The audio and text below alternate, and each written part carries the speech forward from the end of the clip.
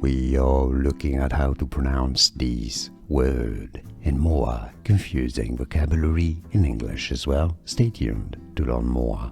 Let's break down the pronunciation. In British English in the UK, it's said as snigger, snigger. Now in American English in the US, it's said as snigger. We are looking at how to pronounce these words and more confusing vocabulary in English as well. Stay tuned to learn more. Let's break down the pronunciation. In British English in the UK, it's said as snigger, snigger. Now in American English in the US, it's said as snigger.